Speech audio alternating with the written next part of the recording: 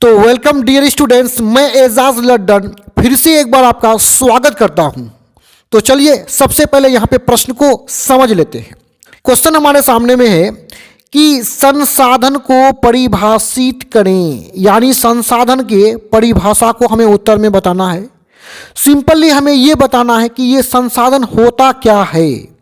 तो उत्तर में जाने से पहले थोड़ा सा मैं आपको संसाधन के बारे में, आपका जो कंसेप्ट है, आपका जो अवधारणा है, उसको मैं क्लियर कराना चाहता हूं।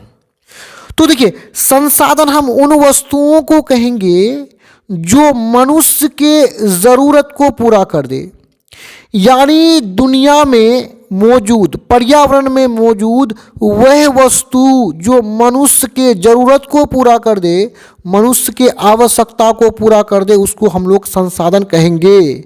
लिखने के लिए पेन की आवश्यकता होता है, यानी लिखने की आवश्यकता को कलम पूरा करता है, तो उसको संसाधन बोलेंगे। गर्मी लगा, फैन को ऑन कर दिए, तो गर्मी दूर कराने के लिए काम में क्या आया? फैन। तो फैन क्या है? संसाधन है। खाने के लिए हम लोग चावल, गेहूं का प्रयोग करते हैं, वो संसाधन है। मशीनों को चलाने के लिए पेट्रोलियम, डीजल आदि का प्रयोग करते हैं, तो वो संसाधन है। यानी वह वस्तु जो आपके जरूरत को पूरा कर दे, उसको संसाधन कहेंगे। यहां तक कि यदि आपको गोरा होना हो तो फेयर लवली लगाते हैं, तो फेयर लवली आपके गोरे होने के जरूरत को पूरा करता है, तो फेयर लवली भी आपके लिए संसाधन है। तो चलिए इसके उत्तर में और बढ़िया से समझते हैं। यहां देखिए क्या है संसाधन का डेफिनेशन। पर्यावरण में उपलब्ध, उपलब्ध का मतलब होता है मौजूद, तो पर्यावरण में उपलब्ध मतलब पर्यावरण में मौजूद। पर्यावरण किसको बोलते हैं? हमारे चारों ओर पेड़ पौधों, नदी नाला, स्कूल, कॉलेज, रोड, घाट, इन सभी से बना हुआ जो आवरण बनता है, इन सभी के द्वारा जो आवरण बनता है, इसी को हम लोग पर्यावरण बोलेंगे।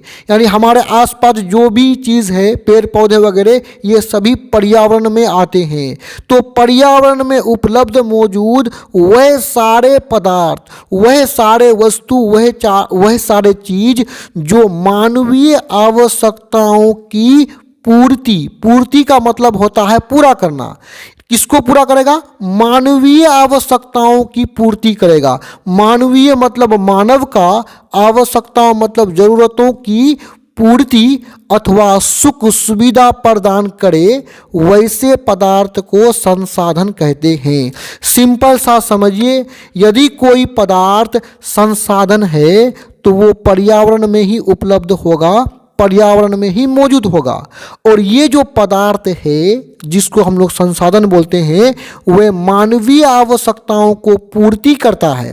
आवश्यकताओं को पूर्ति नहीं करे तो सुख सुविधा जरूर प्रदान करेगा।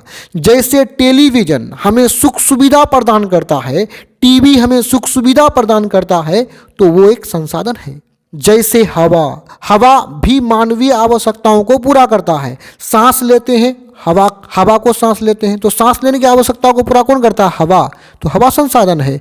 जल हमारे जीवन में बहुत ही उपयोगी है।